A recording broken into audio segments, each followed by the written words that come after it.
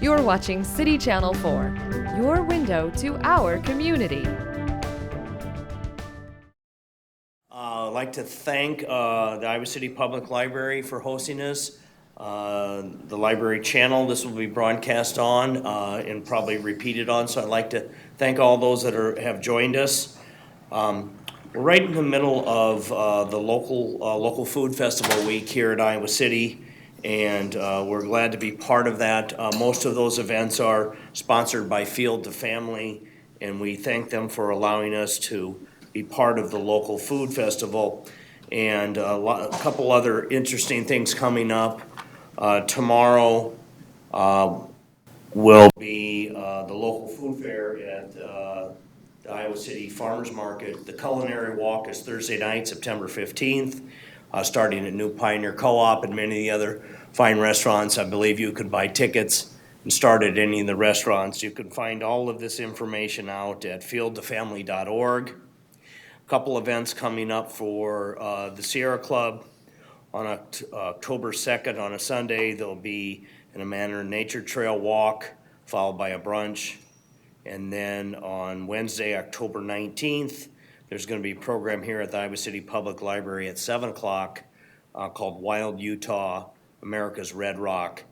And then we'll have an organizational meeting on Wednesday, November 16th here at the Public Library in the Meeting Room E at 7 o'clock. So tonight's program, we're really pleased to have Suzan Erem with us. Suzan is the Executive Director and founder of SILT, which is Sustainable Iowa Land Trust.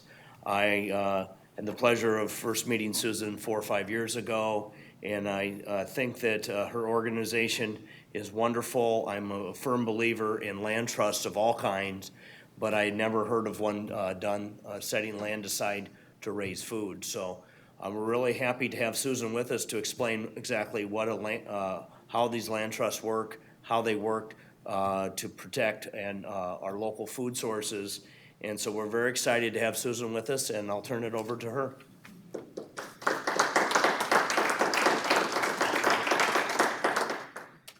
Thanks, everyone. For some reason, this started without me, so back to there. Thank you very much, Sierra Club, for having me. I really appreciate it. I love speaking in Iowa City. And today we're going to talk about the risk of local foods. We think that because local foods are so popular now, they're going to last forever. I mean, it makes all the sense in the world, right? We've got all the reasons. We've got all the trends. We've got the Restaurant Association saying that it's local foods and local meats have all been at the top of their top trending items for the last 3 years. We've got farmers markets through the roof, right? 350% increase in farmers markets in the last 20 years. There's CSAs everywhere. There's names of farms on the bottom of your menus. And there's young people out there doing all this hard work of rotational grazing and weeding, and we have managed to keep local foods from being co-opted like some of us fear organic has been co-opted by industrial forces. So what's the picture in Iowa? We have $26 million, or 26 million acres in cropland in Iowa. 25.3 million are in corn and bean. Our top cash crops are $13.6 billion in corn and bean. And the only cash crop that makes the top 10 is apples at 3.5 million. So it gives you some idea of the distance we have to travel philosophically and consumer-wise before we actually start growing local food in Iowa in any real way. Meanwhile, land prices continue to be around $8,000 to $10,000 an acre out in the corn and bean world, and $17,000 to $20,000, sometimes $30,000 or $40,000 an acre closer to communities. An engineering firm here in Iowa City is telling me there's land going for between $40,000 and $60,000 an acre. And why is this happening? It's because our farmers are competing with developers when they get close to the city, and they're competing with commodity corn and bean farther away from the cities. In either case, food farmers are not competing with one another for the price of land. If we don't change the land equation in Iowa,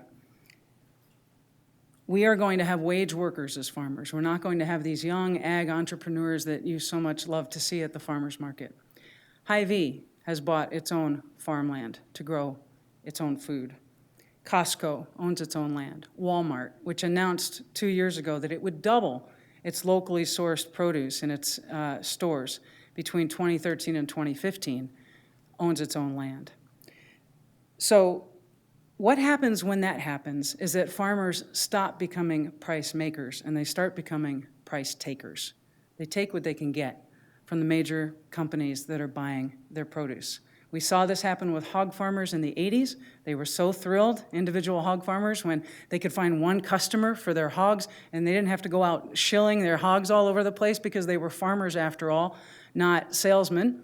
And before long, they had one customer. And before long, that one customer was dictating how many hogs in what kind of building and what vet and what feed and everything else. And before long, those farmers were more wage workers than they were anything else, not farmers.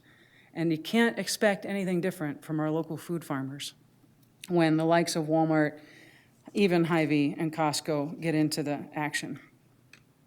So our concern here is the security of local foods. And until we start thinking about the land that food is grown in, we can't be serious about the security of the actual local food. You like your urban gardens, you like the good work of Backyard Abundance here. I do too, big fan of theirs. They've been out to our place to help set us up. But the bottom line is, no one is talking about who owns the land. And unless you change the land ownership equation, you will not guarantee that local foods will be here in 20, 30, or 40 years. Take, for example, your favorite local food farmer at the farmer's market. Let's say she's maybe in her 50s. She's been doing it for 20 years or so. And she's looking at retirement, and she's farming maybe 20 miles from town, land that she bought before anybody knew that other town even existed. But now it's booming. There's lots of beautiful homes going up there. The roads between the two towns are much better than they used to be. And all that time, she's been out there weeding and pulling up her vegetables and getting them cleaned up and boxing them, getting them to the farmer's market, usually exhausted by Saturday afternoon. She's living a lifestyle, it's true, and she's loving her customers, and she's loving what she does, and she knows she's treating the earth well, and she knows that she's setting a great example for her kids. But the truth is, there's very little chance that she's putting much away for retirement. And after she's done her time and her service to this community, maybe 10 years from now, she's going to sell. She's going to sell that farm. And what did she pay for that farm? Whatever she paid for it, there's a very good chance that she went into a 30-year mortgage for it. So by the time she's done paying that 30-year mortgage, she has nearly doubled the cost of that land. She has nearly doubled it. And when she gets done with that, she thinks, well, I need to at least have some set aside for my retirement. And I did practically double the cost of this one by the time I got done paying for it. So if I paid $500,000 for this farm over the last 30 years, I should get $750,000. Then I can put some money away for retirement. Or maybe my kids can have a little inheritance. And now what happens? She goes to developers. She doesn't go to the next farmer because the next farmer can't afford that. They can't afford it. This 25-year-old who wants to grow tomatoes for you cannot afford a $750,000 debt. So she sells to the highest bidder, usually, because she needs to, because she needs the savings, because she needs the retirement money. And that farm becomes a development. See also what's going on out on Rochester. I pass it every time I come into Iowa City, so that one's fresh on my mind. Wasn't even a fruit and vegetable farm, but it's now a development. So where does the next farmer buy land? Where is the next fruit and vegetable farmer going to buy land? It's not going to be there.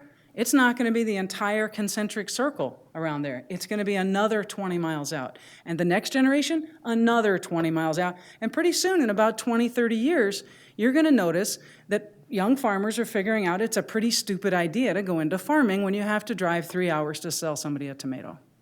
And they say, well, as much as I love the idea, there's no way I can do it. I think I'll go get an IT job in California, sit in an air-conditioned office and look out at the ocean. And you really can't blame them. And you guys will be sitting here at your farmer's market, and you'll be wondering, why? Geez, it used to take up the whole parking ramp, and now it's just kind of half, and then a few more years go by, and it's just kind of a corner, and there's less stuff at New Pie, or maybe even New Pie goes even under. And now the restaurateurs, they think, well, okay, it's kind of hard to find some really local stuff. So we'll kind of, I don't know, kind of fudge the definition of local. We'll say it's 100 miles, it's 200 miles, it's 300 miles. And you don't have local anymore because you don't have any local land. No local farms, no local food. That's all there is to it. You see the number up there that we're losing 25 acres a day. That's in Iowa. In Iowa, where we have 54 people per square mile, we're losing 25 acres a day. That's how many farms? How many fruit and vegetable farmers do we have here? You can imagine, no livestock, just fruit and vegetable. How many farms could that be? 25 acres. Roxanne, somebody else? 12? That'd be pushing it. 2-acre farms, a little tight. I'd say probably 5. 5-acre farms. Okay? Every day. Every day. And Iowa City is certainly not immune, I can assure you. If there's growth going on, it's going on around Iowa City. So the founders of SILT looked at this situation and we thought, what the heck can we do about this? What can we do that is as permanent and as inevitable as this trend, only in the other direction? How can we look big enough, but not so big that it paralyzes us, that it depresses us, that we just want to go home and put our heads under the pillow and say, oh, there's nothing we can do. Maybe we can just write a check or something and fix it. Maybe we can just click on something and we'll feel better, right? Because some days that's really all you feel like you can do. And we looked at the entire state, because most of the laws guiding these things tend to be statewide laws.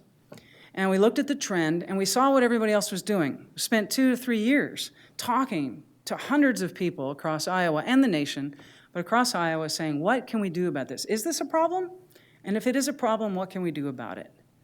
And those people, 25 of them, came together at the end of November, in November of 2014, and we sat for 2 days in a hotel room, conference room in Perry, Iowa, and we hashed it out. We hashed out all the details of what SILT would be.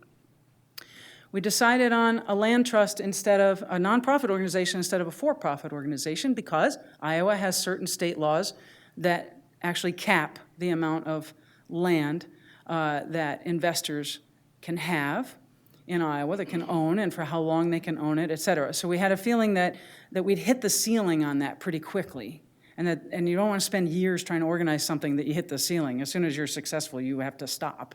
So we decided that wasn't the answer. We decided on a land trust because they protect things in perpetuity. They're the only organization besides a government entity that can protect something in perpetuity. So it's kind of Latin for forever, but the lawyers don't like us to say that. So generations. And there's a conservation community that's been around for 40 years. So most of the laws that we needed have been tested already. And they've been tested around the country. So while we're bringing a somewhat new model, a model tailored just to Iowa, we're borrowing all the best practices and all the experiences and failures from around the country, and we're bringing them to Iowa and saying, how can we make this work for us? So in the SILT model, for the first 3 to 5 years, there's no buying of any land, obviously. We're just like most nonprofits. We didn't get a few million dropped on us from the get-go. We are looking for land donations and easement donations. And I'll get into easements in a minute. Land donations, that's pretty straightforward. You can donate 10 acres, 20 acres, 50 acres. It depends on where it is. We're not going to take 3 acres in the middle of corn and bean land because we would not be able to sustainably farm that, right? One flyover by an applicator and that person's out of business. So we like larger parcels out in the rural areas. We can afford to do smaller parcels closer to our growing communities. And on that land that SILT owns, we will lease that land to a beginning farmer, an eligible farmer, someone who's already been tested, and we know they've been farming, they have a business plan, they've thought through what they're going to grow and how they're going to grow it and who their market is. But we will offer an eligible farmer a lifetime lease. Now in Iowa, there's a 20-year legal limitation on leases, but we have already figured out a way to offer them lifetime security on land. So they have the lifetime security on the land. They will never, ever own that piece of land, but they can own the house, the barn, and the business on top of the land. It's called a ground lease, and it's going on around the country. So they can gain equity in all the infrastructure on top of the ground, but the land is never, ever subject to land speculation again. And we like that. We think that's a permanent solution to the land equation for farmers. Not only that, when that farmer's done, there's going to be another farmer on there who gets to enjoy all the hard work that that person put into the soils, getting it up and running. We keep it going. On land that is eased, an easement is a donation to the land trust of the rights, of certain rights that go with a piece of property. So it sounds kind of abstract, right?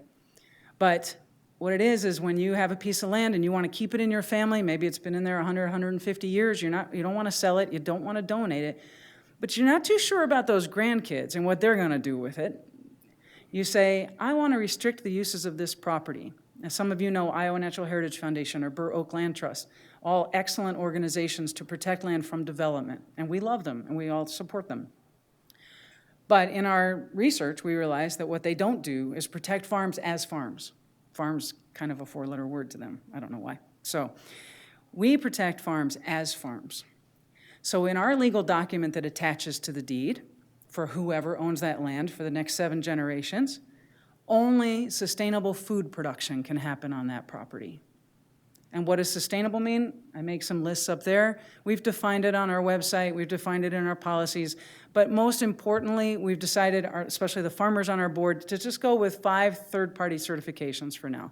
A farmer can choose to be certified organic or certified naturally grown or Food Alliance approved or biodynamic. And for the livestock guys and gals, they can be animal welfare approved.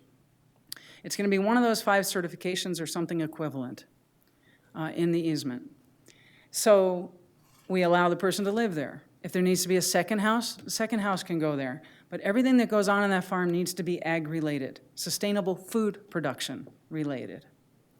Now, what does that do? That just knocked all the developers out of competition. It just knocked all the conventional commodity crop folks out of the competition for that piece of property. If there's an auction, they won't show up. They're not invited. They can't use the land. They're simply no longer users. Now the pool is down to this. It's just sustainable food farmers and sustainable food farmers, all competing for 1 piece of land or 5 pieces of land or whatever's out there. Now the price drops, right? Oops. Uh-oh, that wasn't good. Not good. Now the price drops. I went all Italian, sorry. Half Italian, this happens. And now that becomes affordable for generations to come. We can't even anticipate the time when it would not be more affordable than the land around it. But even when it is, it's only that pool of people that are eligible to buy it. Thank you, sorry.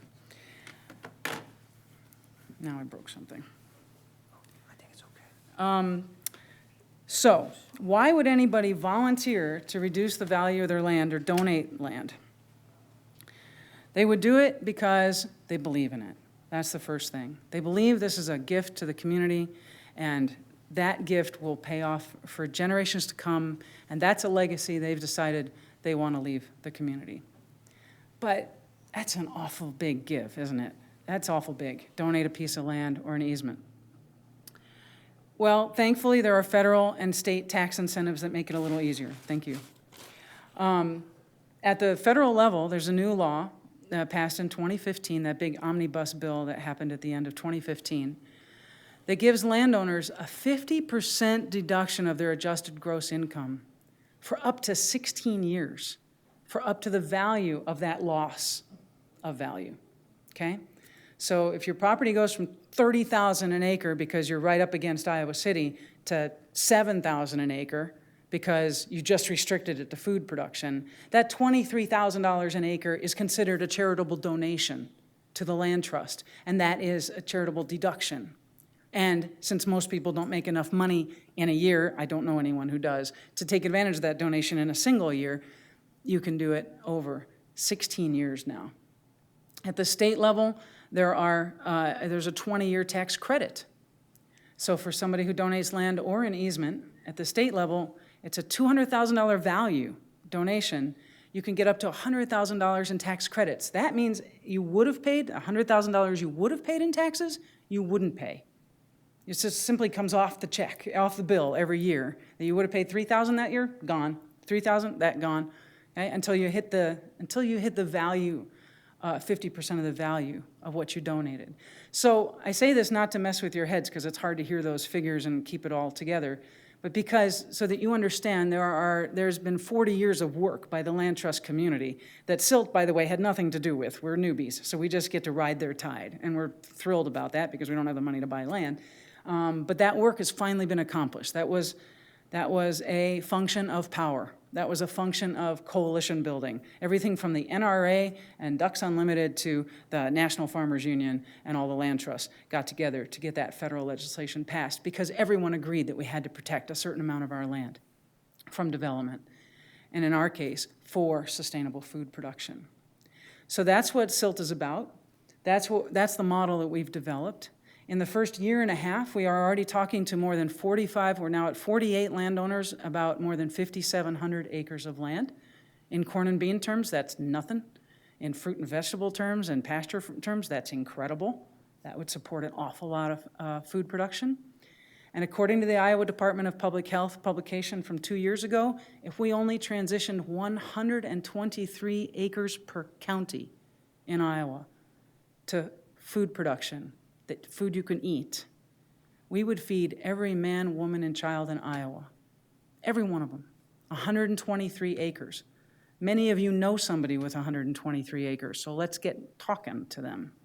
Instead, we're still importing 90% of our food. This is a policy that I don't find sustainable. I don't know about you, but I don't think so. When gas is about $2 a gallon, it feels like maybe we could buy a few more decades, but we know that's not going to last. So if we could produce more food here, 12 months of the year, we can produce some food here. No, I hope in my lifetime we're not growing lemons or oranges in Iowa, it's true, but we can produce a lot of food here now, 12 months of the year, 10 months of the year, even more. Why aren't we doing it? Because young farmers who have done their homework don't want to do major investing in property when they have a 1 to 3 year lease, and they don't know if they're going to be there in 5 years or 10 years or 20 years. We have to provide the land security for them to make the investment with their blood and sweat and their time, so that when they're done, they can reap the rewards of their work. And in return, we, the people with land and the people with some money, because we've lived long enough and we've been lucky enough to have some savings, we need to figure out a way how to translate that good life over to them, a little bit, so that they can then grow food for the rest of our community, and that everyone who comes after them can do the same thing. This, I am sure, is the only way to keep local foods from becoming a fad. And we look back 20 years and go, wow, wasn't that cool when we had those young people running around growing food, and we had that great farmer's market, and Kurt was out there growing, selling all this good food at his fancy restaurants, and oh man, that meat was like nothing else, and oh, those tomatoes, and right? We don't want to be looking back 20 years from now and say, how come the only choice we have left are those plastic tomatoes at Costco? What happened? This is what happened. Nobody bothered to talk about who owns the land and who controls the land. That's what happened. It's not because people got tired of growing food. They haven't gotten tired of growing food since people stopped walking around the earth and started sitting down and settling down. And it's not because they were bad farmers. And it's not because the market decided, right? Because the last time I checked, Iowans had not stopped eating. Okay, so I'm not going to buy that whole argument that the markets decide what Iowa grows. So it's going to be about the land. It's going to be about who controls it, who owns it, whether it's affordable to rent, and whether our young people who want to put the work into it have the security of knowing that they will be there to reap the rewards. So that's all I have to say about that right now. I'd much prefer to take questions so then I can hear what people in the audience are interested in talking about. Thank you. I've got a handheld microphone here, and I'd love to take it around and answer or have you ask questions of Susan regarding local foods, land trust, SILT itself. Who's got the first question? Don't be shy. We know you're out there. Okay, I've got one. What does a young farmer have to do to qualify in your eyes to show you or show SILT that they are qualified to enter into an agreement with SILT for that land? So I alluded to this a little bit, that we expect to see some experience and a business plan. But you guys get to hear this first. On December 1 at our annual dinner in Des Moines at the Botanical Center, I'm going to be announcing the creation of a Young Farmers Committee. And that committee is made up of 6 young farmers from around the state and 1 experienced farmer who's a landowner who's looking to put an easement on her property. And those folks will decide the initial policy draft. So they're going to meet over the winter, which is when farmers like to meet, and hash out some details. I suspect that the criteria will include business plan and experience, but maybe also financial need or assets. They get to decide. It's not going to be just young farmers, maybe. Maybe it'll be new Americans who aren't young at all. Maybe it's a beginning farmer who's late in life but doesn't have resources. We don't know yet, but they're going to come up with the first draft of those, and then we'll have that ready to go. The board will review it, make its own changes, and we'll have that ready to go by the spring. Great, thank you. Mm-hmm. Who else? Lots of interested people here. There's got to be some questions. Okay.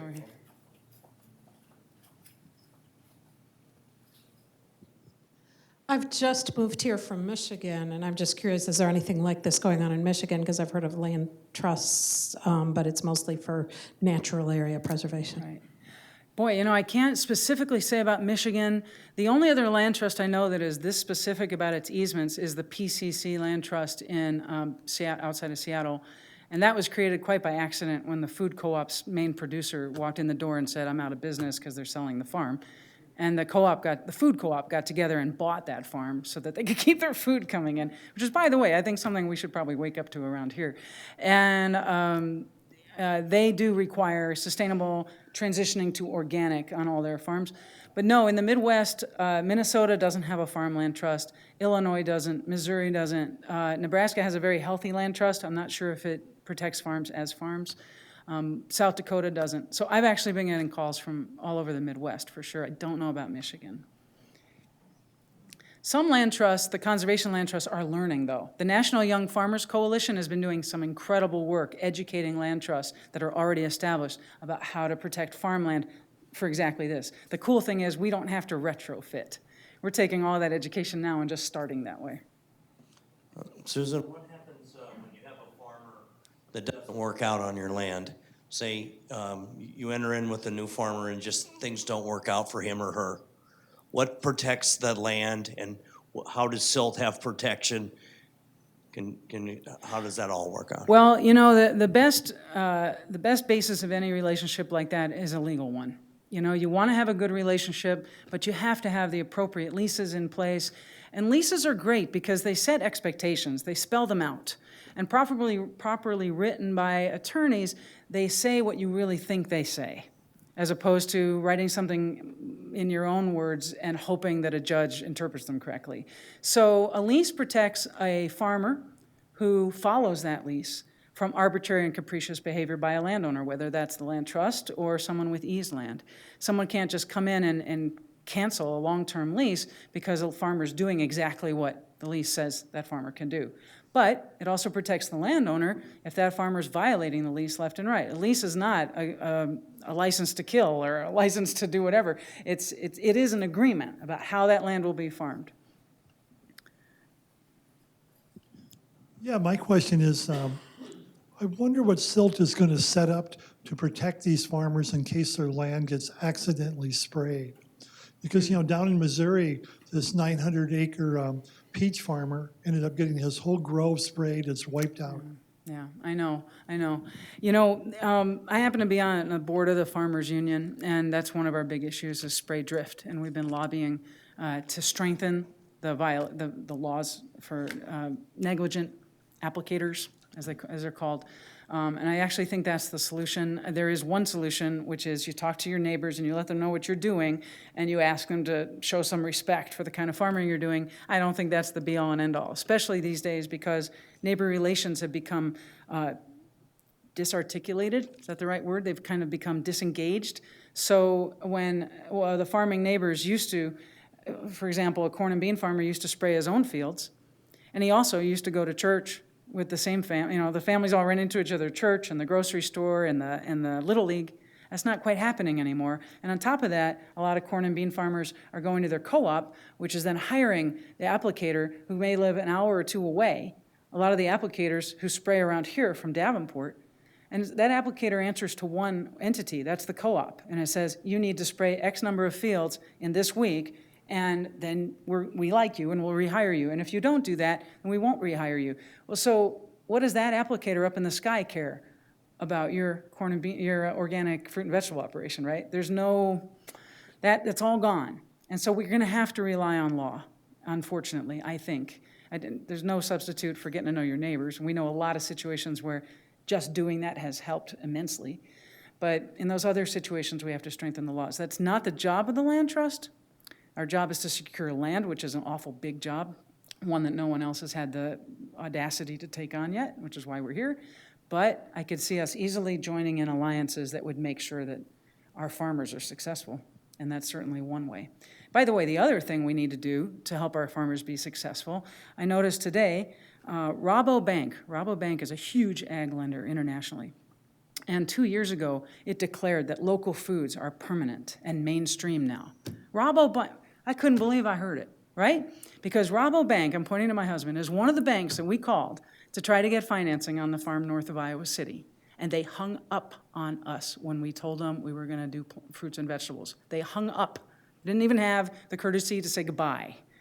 And now they're saying local foods are mainstream. So the other thing we have to do to secure the success of our local farmers, besides from drift, is to get them financing. Because as soon as they walk in and say they're doing fruits and vegetables, they're getting doors slammed in their faces. It's crazy. If it's not corn and bean, they don't want to hear about it. The big guys don't want to hear about it. So we're tackling that on a few fronts.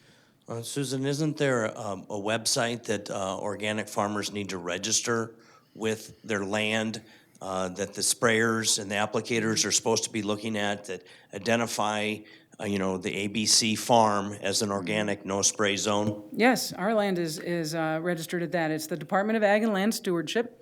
By the way, a former senator from Iowa City is the one who got land stewardship put in the name of that agency.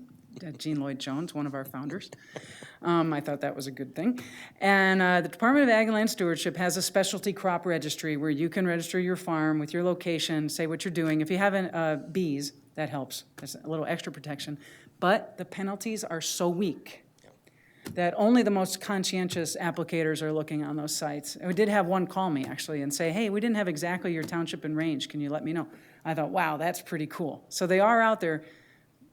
But for the ones who don't check and the ones who are feeling rushed and they're not too worried about that 10-mile-an-hour wind coming from the north because they got to get the job done, and then that person's livelihood, their premium for organic is shot for the next 3 years because they sprayed next to them, the penalties are so minuscule that if we don't beef that up, it's hardly worth having the law.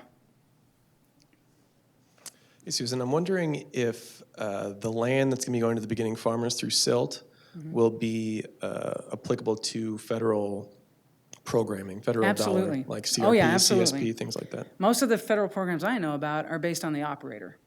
So we've actually built that framework, and we expect our beginning farmers to access those programs as much as they can.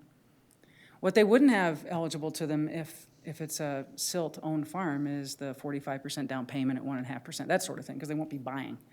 But all the other things, hoop houses, cold storage facilities, et cetera, yeah.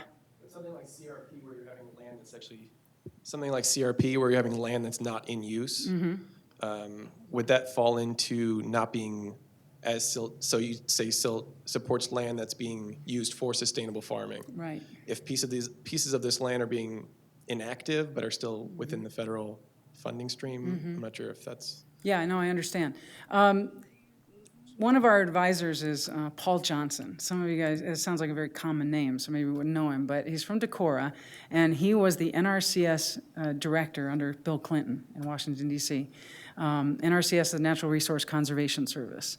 And he sat next to me one night talking to landowners, and he just kept grumbling every 20 minutes or so, farms need wild places. And he's got this big beard and this big head of hair, so it just kind of came out of this thing. Farms need, in this great voice, farms need wild places. And that just, in my mind all the time, all farms need wild places. And if CRP provides that wild place, that's fine. It's going to be a balance. Right now, there are people who use CRP strictly for the income, and they don't ever expect it to come out. And there's some land that could come out, some that never should, and some that could. And each farm is its own puzzle. its own challenge. You go out there and you look at a case-by-case basis, and we consult with the farmer or the landowner, depending on who we're dealing with, and say, what do you think? What's the best mix and match of a diversified farm? Because we know that's the most sustainable. And where does CRP fit into that? But we would support that. And FSA allows you to choose the operator or the landowner as the recipient of the CRP payments. So yes, farmers could get those payments. From the landowner perspective, are there sizes of parcels that you're especially looking for? Obviously, there's a lot of large farms, there's a lot of medium-sized farms in Iowa, but are you looking at a certain size, at least to start out with? That's one question, and well, I'll let you answer that, and then I've got a second question as well. Okay. There's not a hard and fast rule, although the board has decided they wouldn't consider anything less than 3 acres closer to town, but we much prefer something closer to 10 acres as a minimum. It allows a young farmer to grow into that farm with a family and a future. Then as you get farther from town, we may look at 100, 200, 300 acre parcels.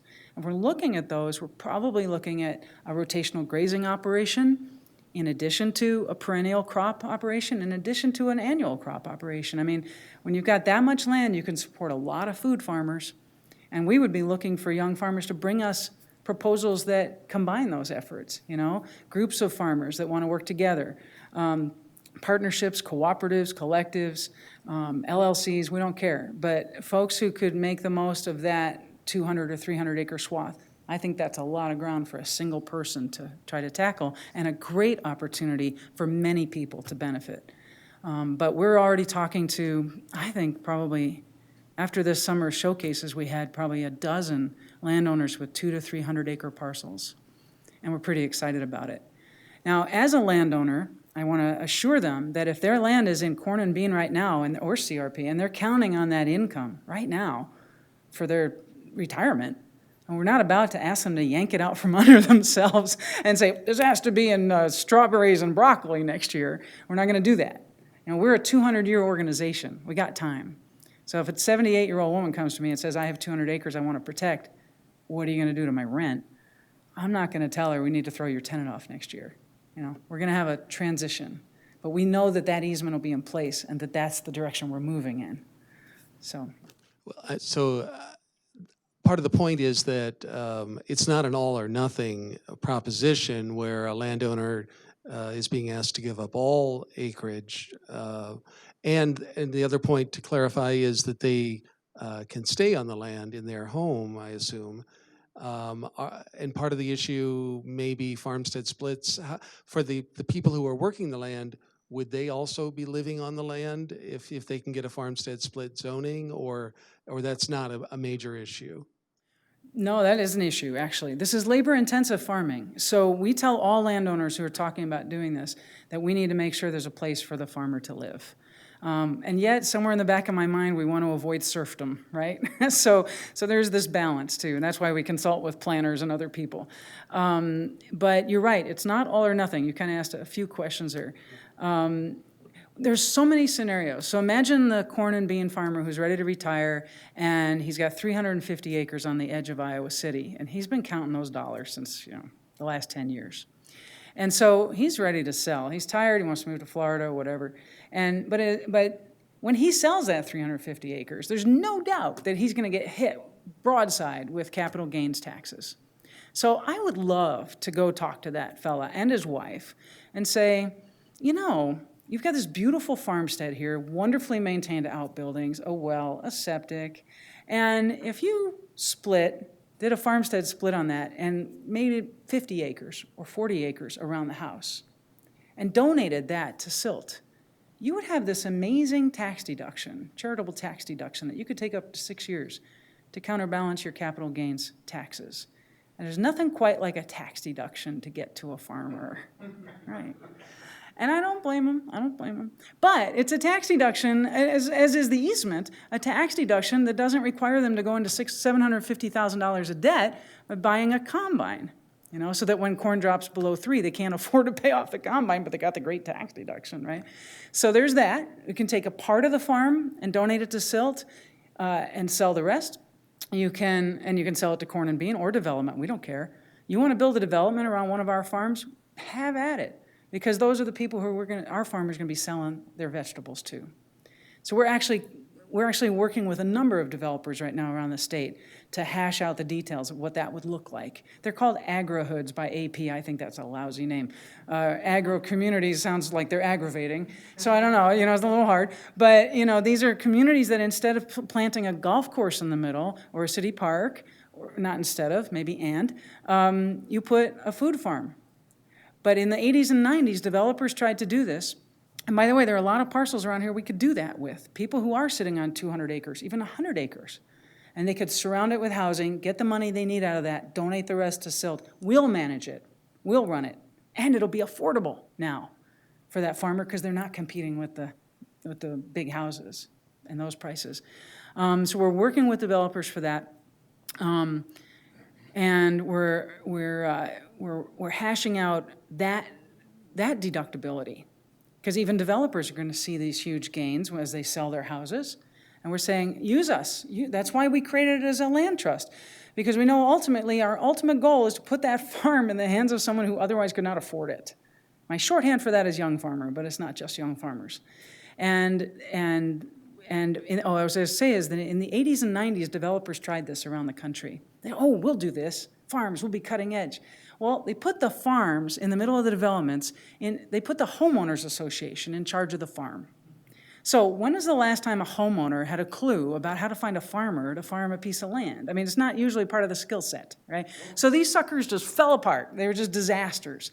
We have some developments in central Iowa where they're putting prairies in the middle. They're conservation developments. Same problem. They require management too. And most people who buy a big, beautiful home and work in the city, they don't have the skill set to manage a prairie.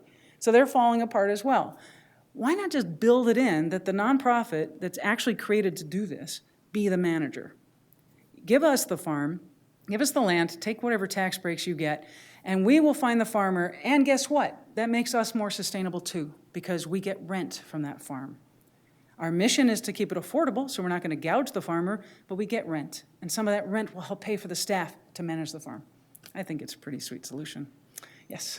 Hey, Susan. My question was, you had mentioned tax deductions, but can you go into a little bit more of the tax credits?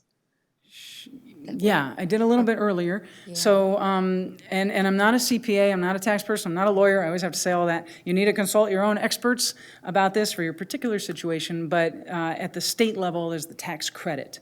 So at the federal level, there's only deductions. If you don't know the difference, see me later. But at the state level is the tax credit of up to $100,000 in tax credits for a $200,000 maximum value. So if you donate a farm to us that's worth $350,000, and all of this is determined by third-party appraisers that you hire, by the way. It's very unethical for the land trust to hire them. You hire the appraiser. You give us a $350,000 farm. At the state level, $200,000 of that value counts towards your tax credits. And you'll get $100,000 in tax credits because it's a 50% tax credit. You'll get $100,000 in credits. Every time you owe taxes for the next 20 years at the state level, just comes off the bill until you run down that $100,000. For everything over that $200,000 value, in this scenario, $150,000 more, you can itemize as a deduction. So there's just a crazy good tax benefits here that, but well, I had a fellow walk up to me at the end of a talk like this and say, I'm 74 years old and I can't take advantage of any of these. I'm not working anymore. So there's plenty of people these tax benefits don't apply to. But for the people who it does apply to, it can be a little icing on the cake. If they already want to do this, it helps them. It helps ameliorate the reduction in the value. Because you know what? You're going to leave here and maybe one of you, maybe 5 of you, I don't know, are going to go home and say, hey, that's not a bad idea. And you're going to mention it to your spouse or your child, your grown child, and they're going to say, are you out of your mind? That's your health security. That's my inheritance. That's your grandchildren's college education. Land as a commodity. And you need to get everybody on board to not think about land as a commodity anymore before you can go forward. Or you decide to go forward anyway, but you pay the price at Thanksgiving. We haven't. Clear, you're talking about income taxes, not real Right, income taxes. SILT has every intention of paying property taxes on all the property that we own, but we will pay it at ag rate because we're using it as farms. And on easements, since it will stay in ag, that land will stay at ag rates for property taxes as well. Mike, you can correct me if you like, but as a nonprofit that does, if we don't lease the land and we own it, we don't even have to pay property taxes, but we would, because there's nothing like alienating all your neighbors by not paying property taxes, just because you can get away with it. But it's in income tax benefits we're talking about, right? Yes. So in regards to these smaller amounts of land, like 7 acres, what kind of machinery and equipment what do they need on site? Because I know you stress the importance that they need to live there, otherwise it's going to fail. What do we need to provide for them for their machinery? I mean, obviously they don't need combines, but. Isn't that sweet? No 24-row planters, none of those monster Star Wars kind of things going down the road. These are not only nature-friendly farms, they're neighborhood-friendly farms. There's no spraying going on. There's no aerial spraying. There's no other kind of spraying. And the equipment tends to be much smaller. It tends to be equipment you can fit in the back of a pickup, or you can tow behind a pickup. So it's the kind of equipment that you don't have to worry about your roads sharing cars with. You don't have to share, you don't have to worry about the traffic from a residential community running into this traffic and having a head-on collision and somebody dying. Because it's all small. We use a 12-horse walk-behind tractor at our place. Now, we're not real farmers, but we do a heck of a lot of work on our land. And that little 12-horse walk-behind tractor is a flail mower, it's a log splitter, it's a wood chipper, it's a plow, and we could do acres of land on that. We could work acres of land with that. If you're talking about a 7 to 10 acre parcel, it's not going to be equipment much bigger than that. It might be a small riding thing, but hey, guys, I've seen some of the what do you call them, lawnmowers you guys drive around on. They're more dangerous than what we're talking about. What's the separation distance that you need from, I don't want to say traditional farm, but somebody from a farmer that's got, the 40 next door? Is it like 24 feet or what is it? One of the organic farmers you're telling me, I forget if it's 30 feet or 30 yards, but whatever it is, it needs to be, it's not usually enough. And we like to grow natural buffers like trees and bushes there and have the conversation with the neighbor and register on the specialty crop registry and try to strengthen the laws. But somebody know off the top what the buffer is that we need for organic. I think it was 30 feet. But the truth is, it's not enough. And that's also why we don't require just certified organic on the farmland, on our farmland.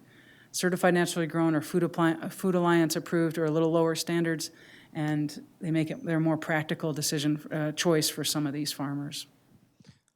Susan, the county you live in has 6 farmers markets a week and many, many CSAs, but a lot of that food is not grown in Johnson County. We kind of have Johnson County and Lynn County itself. They're kind of special places with our zoning, and we have what's called the 40-acre rule. And so you're not, you can't zone a farm under 40 acres as ag and farm it and you have the special privileges of building your own outbuildings and everything that a farmer gets of more than 40 acres. Have you looked in to these land deals with SILT in Johnson County or Lynn County? Would there be special things that you'd have to do with something, say, that was under 40 acres? Well, first of all, the county I live in is Cedar, and we don't have no 6 farmers markets, I can tell you that. But no, we have not talked to anybody in Iowa, in Johnson County with fewer than 40 acres yet. But I have to say that I'm very, very pleased that the supervisors of Johnson County have been enlightened enough to engage this issue with young farmers by hiring a local food coordinator, putting the resources into that, and allowing her and the other young farmers or beginning farmers to articulate this need. And I anticipate in the upcoming land use planning meetings, this is going to be a solution. And SILT wants to be very much a part of those conversations, because I really am convinced that the county doesn't want to take on policing 10-acre parcels that fine young people with stars in their eyes think is going to stay in farming, and when they fail or quit, the next owner gets to put up the big house and have a 10-acre backyard. So we understand the risks there and the rewards, and we're happy to be part of the conversation that would make sure that that stuff stays in agriculture. Well, I'd love you to be part of that conversation. As a Johnson County supervisor, I thank you for thanking us. But one of the things you would mention, the land use plan. We update that every 10 years, and the next one will be 2018. So we're actually just putting together a committee to advise us on that. And I would encourage you or anybody else that maybe some other people on your board to apply to be on that committee, so you can help us steer not only the land use plan, but we're actually going to make a comprehensive plan that's going to be, as the name implies, more comprehensive than just land use. So this is very, very important as we move forward. Your number up there of 25 acres a day being lost to sprawl, we see that right here in Johnson County. We're losing not only ag land, we're losing a lot of natural areas. And so we need to build up and not out. And one of the ways that we can do that and protect that is with these land trusts, especially for food. And as I talk to young farmers, I always ask them, what's the biggest impediment for you? And they said, access to land. Yeah. So I thank you for possibly giving them a way to overcome the biggest hurdle that they have, Yeah. in that access to land. So Absolutely. then the next thing is going to be the training. Bob, Yeah. did you have a question? I mean, Thank you. At 53, you know, I like to think that I can speak with people my age or a little bit older easier than most 23-year-olds can. And yet, and those are the people with the resources, the 53 and older. I mean, general, unless you inherited a lot of money, it took you a lifetime to get there. We have $180 billion of land transferring in Iowa alone in the next 20 years. $180 billion. Surely there are good-hearted people out there who have 20 acres or 40 acres somewhere that they inherited they've probably never even seen. Those are the people we're looking for. That's kind of our low-hanging fruit. And say, hey, what about it? What can you do? Because you are going to leave this gift to this generation of young people who otherwise would have no access to that land. I really do. We have volunteers from SILT that are going to be, I hope, on your land use. They put in their nominations. I won't be there. I'm running a statewide organization. By the way, I'm not the executive director. Regina Bailey, former council person from Iowa City, is our half-time executive director who's building all of our systems and getting our house in order so that we can take on these donations. I'm the president of the board because I was the one without the real job. So they made me president. Yes, finally. Yeah, my question, as somebody that grew up on a farm and had neighbors that had small chunks of land that kind of moved out from the city, but we could go over, like with farm equipment we had, and just reduce their workload probably by 90%. And so that's why I'm kind of curious, for example, like on some of these farms, if they could share some of the equipment, especially harvesting equipment, like one that harvests blueberries, for example, which would be like a massive undertaking otherwise. And these machines come along and do a great job. And I think there are all kinds of opportunities there. Somebody would frequently say, oh, but everybody needs to harvest equipment at the same time. Okay, maybe. But there's also another opportunity that maybe everybody's operation is so small they can do all their harvest in a couple of days, and then somebody else can do theirs in a couple of days, et cetera. It's not like 3,000 acres of corn where you need your own equipment because you need it for the 2 good weeks of weather. So I like the idea of SILT eventually becoming a clearinghouse of information among our SILT farmers of what's available out there.